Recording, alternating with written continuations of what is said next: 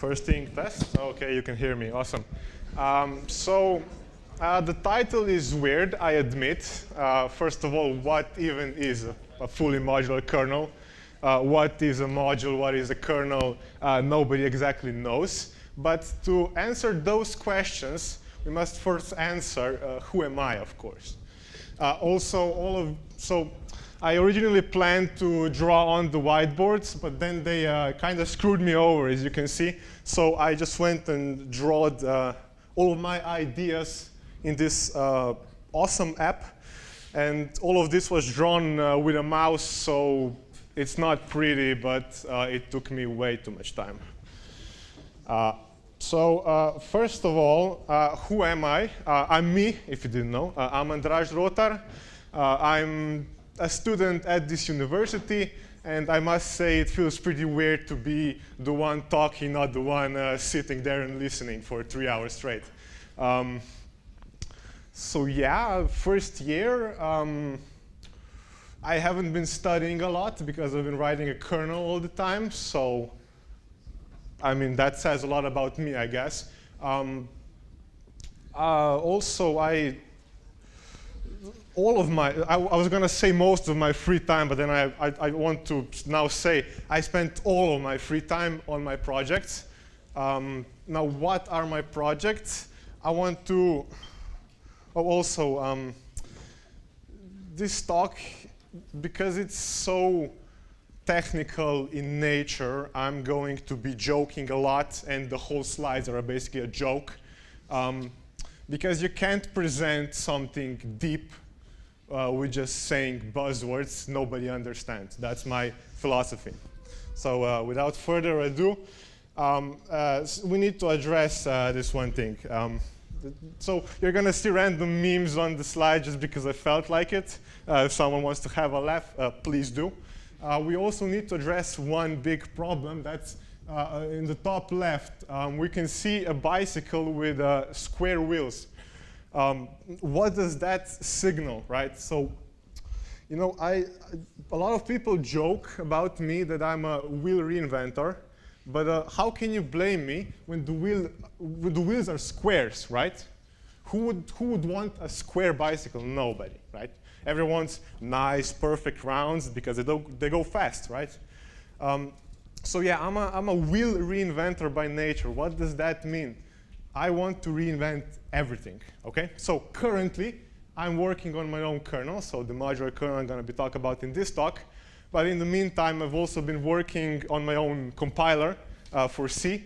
And then in the future, when I finish these two products, I also want to create my own versioning system and my own build system. So those are my plans for the near future, or my college years, right?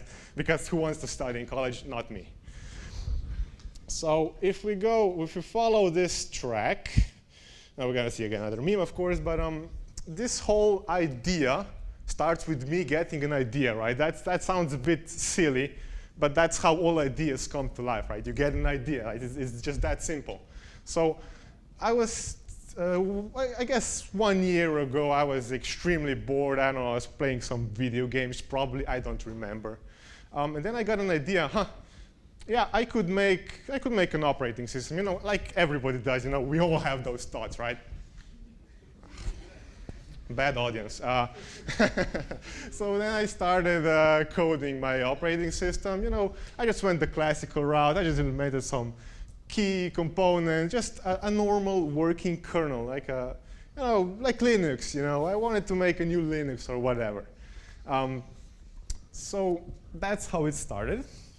And then we followed the tracks, and I spent about, I could say 6 months, 7, 8, 9 maybe months, just making like a generic operating system, because you know, OS development is the biggest time sink you could ever have in life. That's just a fact. You can argue with this outside if you want. It can get physical if you want also, because I stand by that. Right, so I just spent a lot of time on it, and then I was I remember this moment. I was sitting on the toilet doing the classical human thing, and I got a lot of ideas. I was inspired by what? I don't know. I just got a lot of ideas. And one of those ideas was a fully modular kernel, you know? So Linux is a modular monolithic kernel. So monolithic means that the kernel is huge, all of its functionalities in one big kernel, but then you can add modules for, let's say drivers, right? That's the usual approach that Linux takes. You also have things like microkernels. So these are like small kernels, and then the components of the kernel live in user space, so live as like normal programs on your computer. The big problem with microkernels is that switching from kernel to user space, or switching from the kernel to the normal programs running on your computer is very expensive. But I like the idea of a microkernel, you know? It lets the user do whatever they want, you know? You can have a program, you don't have a program. It's not baked into your kernel. You're not forced to use it. But then, yeah, but microkernels are slow, you know, as I said. But I want to be cool. I want to be fast, right? Everyone wants to be fast. So then I got the idea, OK, so we have kernel modules. So these are modules that are loaded inside the kernel, and they are fast. OK, but so I said Linux uses them for most things, but there's still some things that are inside the kernel that you can't change, or you can, but you have to recompile the kernel, and who does that? Nobody does that, right? We just plug a flash and install Linux, that's it. So to go further, we actually need to go into the mind of this smart person, right? We actually have to, OK, there's another meme, of course. Yeah, there's just memes in my head. I only put one, but there should be more there. So what was this idea that I had, right? So I'm going to be using heap.ko as like an example. This is just a module that handles the heap of the operating system, so the memory, right? It's just an example. I just felt cute. It's 4 letters. I didn't have to write so much all the time. So yeah. So what I want is a kernel that is fully built out of smaller bricks that you can switch, disable, not have, write your own. You can do whatever you want, right? I want to give freedom to the user. That is the main idea here. So this heap.ko, we're going to be taking an example. So modules in my system, I use like an imports and export system. So a module imports are functions that it takes from other modules, and exports are functions that are provided to other modules on the system, OK? So in this example, we have heap.ko. His imports are just serial logging, for my logging, just serial prints, whatever. This is provided by some other serial module, OK?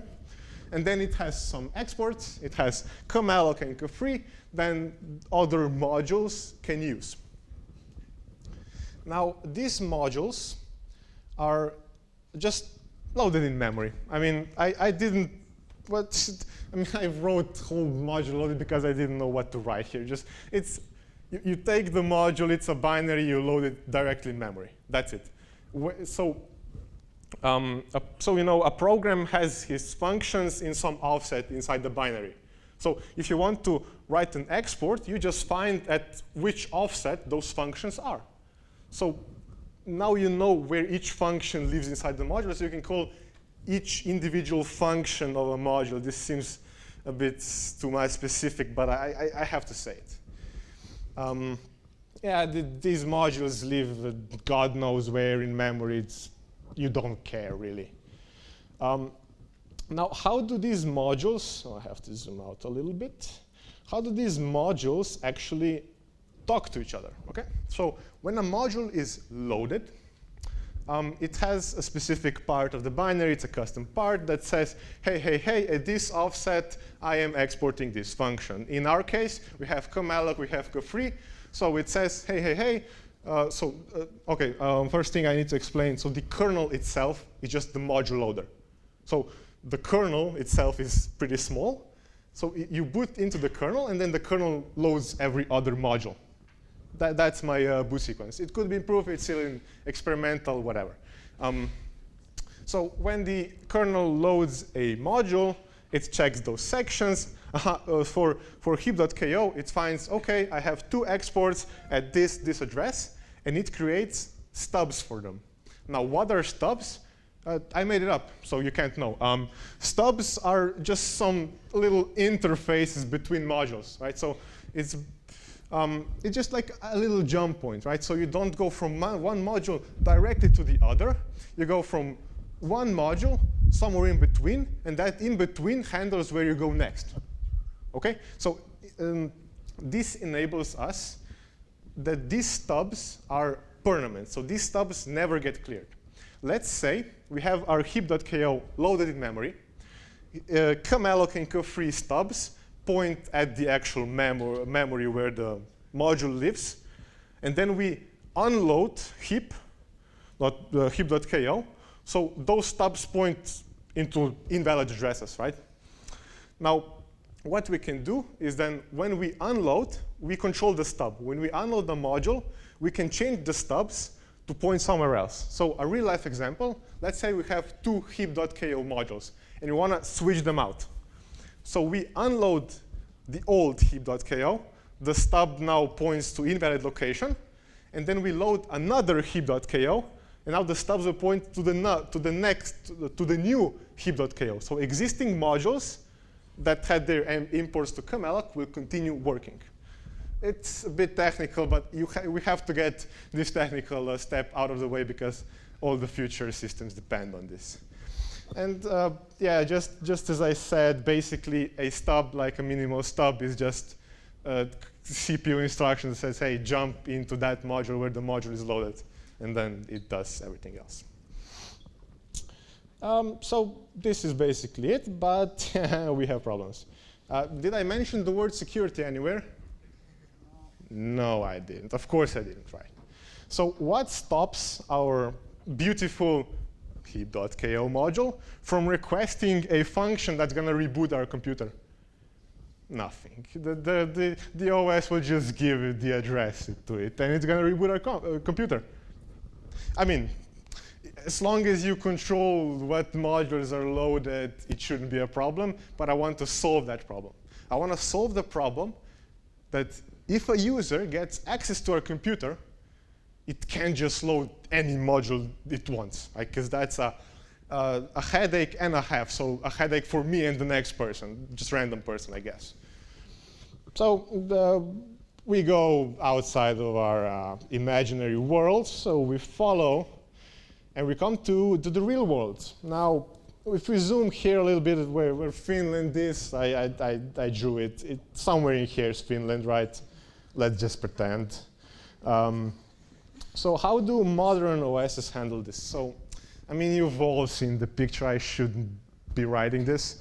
You know, CPUs have different ring levels that say which instructions you can run and which you can't. So kernel mode runs in ring 0, which is just do whatever you want, buddy. Have fun, right? But we don't want the user to be running in ring 0, because then they would have fun and we wouldn't, right? That's the big problem here. So user programs typically run in ring 3. So ring 3 really does not have a lot of the system instructions that could break our operating system, right? So, but the problem is, right, because when you take Linux, you know, Linux has a stable binary, and it works, and the user can't change it, right? So we trust whatever is in ring 0. But in my system, anyone can add kernel modules, and kernel modules run in ring 0. So what's stopping you from adding a module that's going to reboot my computer every when the sun is up? Like, you know, I'm not going to stop you. The OS is not going to stop you. So that's how modern OSs solve this. But they solve it by not having the issue I have, right? Because in Linux, even in Linux, when you load a kernel module, you have to trust it. If someone can load a kernel module, they can do whatever, right? But I want to fix that. So, and what most OSs do is they provide syscalls. So syscalls are set instructions that allow processes to interact with the kernel, with the operating systems. And I like to always compare this with the Swiss cheese. You know, it has little holes, but it only has those holes, unless you make holes, I guess. I mean, it's fallen apart quickly, I guess. But you know, you can only enter the Swiss cheese through the holes it already has, right? So the operating system provides his own holes through which you can interact with the system.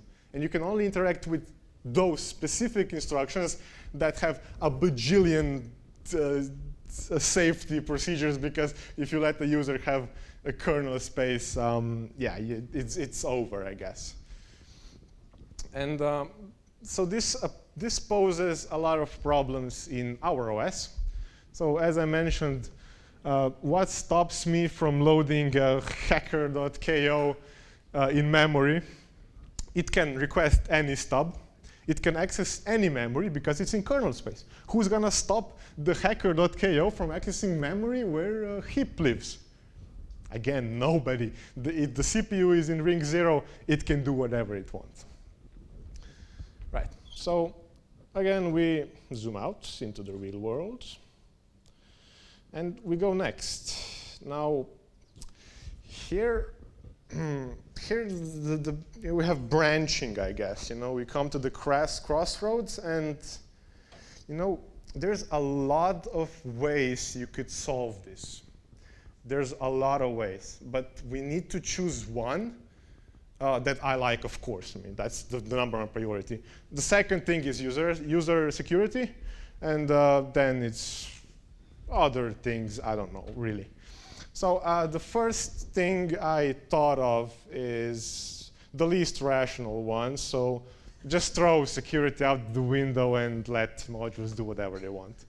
But if you recall the title, we're doing a fully modular kernel. So modules are the core of the system, and we just let anyone do whatever they want with them. No, that's not going to work out. So we go back to the crossroads, right? So there were a lot of ideas here, because you know, you could make like a user system where specific users can do things, specific users can do things, but then every kernel would need to have this user system, right? But the whole point of a modular kernel is that that guy right there can have his own version of my kernel with his own modules. That guy can have their own modules. So that guy can have the user system. That one doesn't need the user system because he doesn't care, right? And I can have a completely bloated system if I wanted to. This, I didn't know what to put here. So here's George. You can look at him. You won if you look at him. So we go to the actual implementation I thought of. So the idea I went with was the CAP system, so the capabilities system, where each module gets a capability, so saying what each module can or can't do. But this is just on paper. You know, if you write me on paper that I can jump out the window, that's not gonna, the paper's not gonna stop me from actually jumping out of the window, right? So we need something or someone, our hero, to enforce that. So here comes night.ko. I am so sorry that you have to look at this picture because it's horrible. I just didn't know how to write draw the helmet, so I just went with it, really. Now, what the night.ko does, it's supposed to be the main security module. But it's the main security module I implemented. It doesn't have to be the one you use. You can write your own one and use your own one, right? That's the whole point, right? But this is the official, I guess. Now, how does this work? So we're going back to our heap.ko. We have a little thing called domains. So heap.ko owns the domain of memory.heap. So it's just like nested. It's just a string at the end of the day, right? And let's say, if we recall, it imported serial, no? Right? So, and it requires kernel.serial. So serial that's provided by the kernel or whatever, right?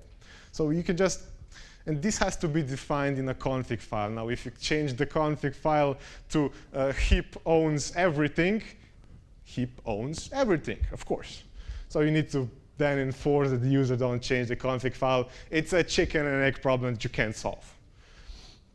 And the main thing I have here, I need to zoom out so you can see the meme, of course. Mandatory memes. I can zoom out a little bit more.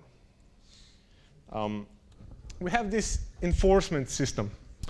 So on enforcement 0 is basically what we talked about. So these enforcements dictate how the stubs, the stubs like the things between the modules, how they behave. So on enforcement 0, a stub is just a jump. So no security, no whatever, it's just do whatever you want and do it quickly. That's the important part, right? So maybe heap.ko is working. Oh, OK, sorry. Let's say heap.ko would be in enforcement 0, because a jump is just one CPU cycle, and it's fast, and modules require a lot of kmalloc and a lot of kfree, so that's a hotspot, right? So we trade security for performance. That's just how it is. It's a scale. You tip it to one side, you lose to the other side. Sadly, that's how life goes. On enforcement 1, we replace the straight jump with a module goes to a stub, then goes to night.ko. He says, yeah, you can go there. Goes back to the stub, and then it jumps to the right module, right? So it's just like a little bit of a, something in between. It costs more cycles, right, of course, but it ensures that a module doesn't just call any stub it wants. The module still lives in kernel memory. If it wanted, it could do whatever it wants, right? But this is just like I guess like a sugar when you're developing if you call a wrong function or whatever. It's just a little bit of a sanity check, you could say. Now the 2 and the 3 are the interesting parts. So if you don't see by the picture, that's supposed to be a sandbox. Again, apologize. So in 2, we have the big sandbox, copyrighted by me, the naming. It's genius. I just have to copyright it. The big sandbox is just basically one address space that all the enforcement 2 modules get loaded in. So basically, all the enforcement 2 modules share the same address space. Okay? It's basically a user process. Not really. It's in a sandbox. It can't access any memory it wants anymore, right? We isolated it. But again, it comes with pretty big performance losses. And then we have this small sandbox, again, copyrighted by me, which is basically each module lives in its own address space. So at that point, we're making a microkernel where each module is its own process, and we're doing context switches. So we basically made a modular monolithic, not monolithic, but a modular kernel and a microkernel at the same time, right? So if you wanted to have a microkernel, you would just set everything to enforcement 3. It would behave the same. Right, but we have 1 minute more left. Now, big words do not fit in my mouth. So I presented a demo that I spent way too much time on. So, and of course, this demo was sponsored by ZSH, because I could never write this command by hand. So I'm just going to press this arrow, and it's going to autofill for me. ZSH, awesome. So here we go. One thing I'm going to say, no, I can't zoom in. It doesn't have a feature. I would need to code it, OK, first of all. So what we're going to have to do is the KDE zoom that destroys my cursor. Yeah, it's a bad cursor. You're just going to have to live with this. Sorry. It has a file system, first of all. So we have a file system, blah, blah, blah, blah. OK, I'm going to zoom out a little more. Oh, I can't zoom anymore. Oh, no, I'm pressing the wrong buttons. Is it visible? Yes, no. Do I need to zoom more? The back is saying yes. That's impressive. So for this example, I'm going to take a look at the /dev and /proc directories. So I'm just going to list them. So we have our dev devices. If you looked at the QEMU command before, I loaded a bunch of drives just for test. And my favorite is, oh, it's American keyboard. How do I do a slash? Oh, I did it. You can do random. It doesn't, I guess it doesn't work. The demo gods just said so. But we have something there, and we have a proc that doesn't work. But something's there. You can see it, OK? So now I have this plug tool. This is just a user space tool that interacts with the modular system. I just made custom syscalls because I couldn't give a, I probably shouldn't say that. So we can do plug status. It's going to say we have currently loaded 80 modules and 608 stubs. That's not a lot, first of all. And we can have, we have configs. I forgot to mention, the whole OS is declarative. So all the modules that are currently loaded are defined in config files. Now, why is that awesome? If we go in Etsy, oh my God, I need to scroll down. If we go into the modules, we're going to see, OK, first of all, we have state.conf. It's buggy. Who would have thought? But we can see we have an active conf. So currently, we're loading Etsy modules main modules.conf. And the pending conf is the same conf. I wanted to sleep 2 hours today, so I didn't fix this. So let's see what's there. So we have the main folder. Now we can see a lot of different config files. There's some over there. There's a lot of them. And we can see it's modules.conf. So let's display the modules.conf. And here, we specify the search paths for all the other config files you've seen, just specifying all the others, right? You can link them together. So let's just take one, for example. So this is how it's defined. We have a group, a module group. We have a supervisor. Basically, a supervisor handles the modules crashing, handles the modules loading, yada, yada, yada. You can see strategy 1-for-1, restart period. Those aren't even parsed, so don't even look at those. We can see it loads a module called heap. It's stored in this path, blah, blah, blah, blah. This is just an elf executable, and it's in order 1, and you have a description. A description is also not parsed. Who would have thought? I only do functional programming. I just shouldn't have said that. I only write things that function, not that looks. Descriptions are for looks, not for function. Now I'm just gonna just do a little clear. Now you can OK. I need to go one back. You can see I have different. I have a main, I have a minimal, and I have a main2. Now let's say I wanted to load the main2.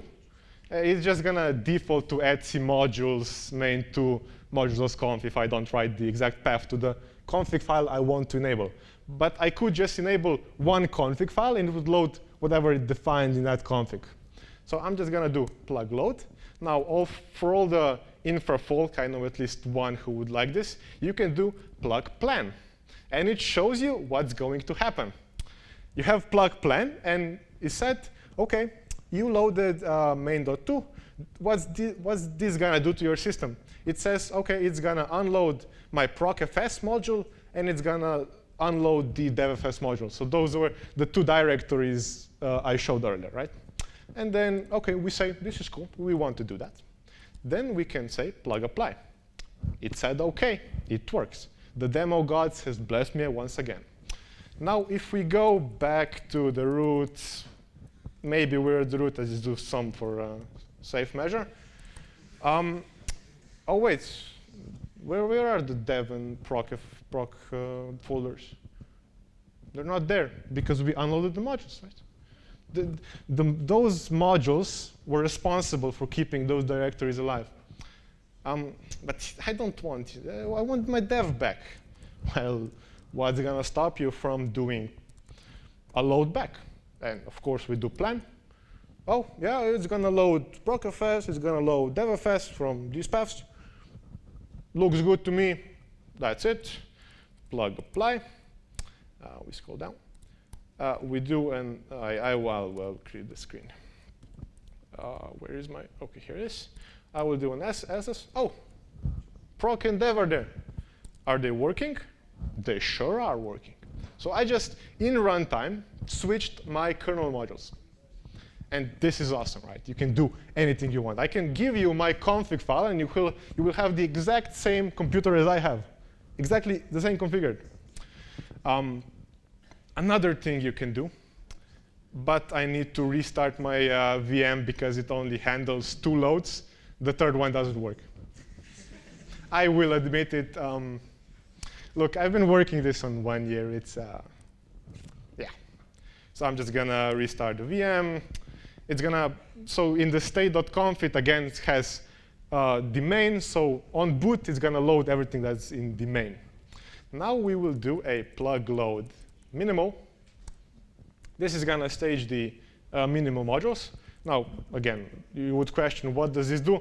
Oh my God, it unloads too much. It unloads everything almost, right? Looks good to me. Plug, apply. Oh, it didn't say OK. What happened? Oh, this is just the logs I have. The system froze. What now? Nothing. We're screwed. Maybe if I boot back, it's going to go back to main because it didn't properly switch. One way to find out, of course. OK, it didn't. But probably if I go to etc to modules, and then I cat state.conf. Yeah, so the active one is the previous one, and the pending conf, so the one we're going to apply next is the minimal. It's going to, again, break our computer. Do I have more time?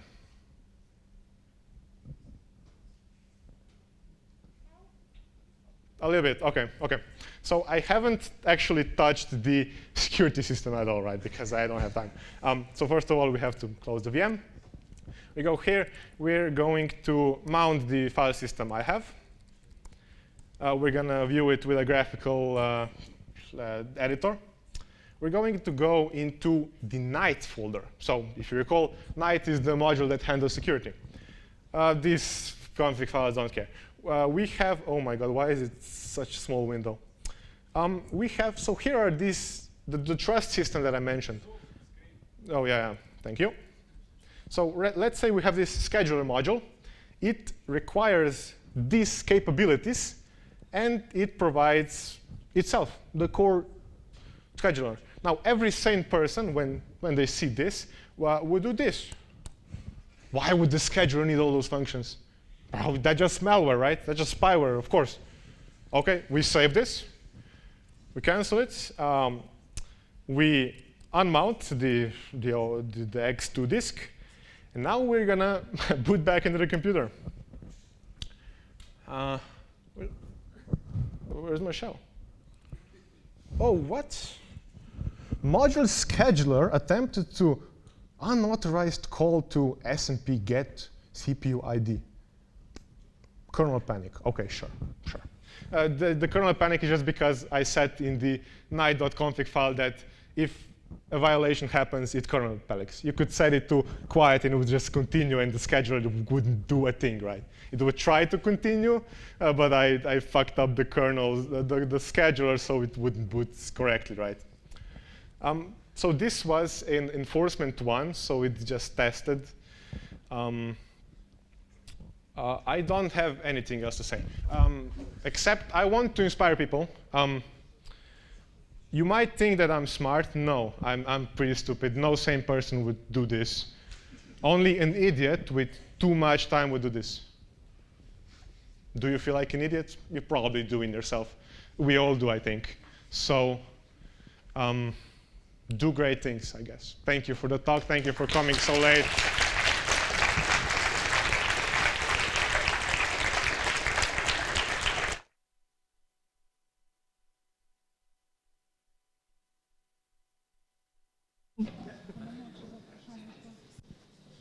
Thank Thank you, Andraž. We might have time for one question. Anyone?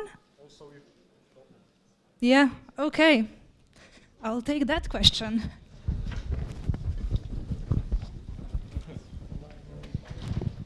Yeah, hello.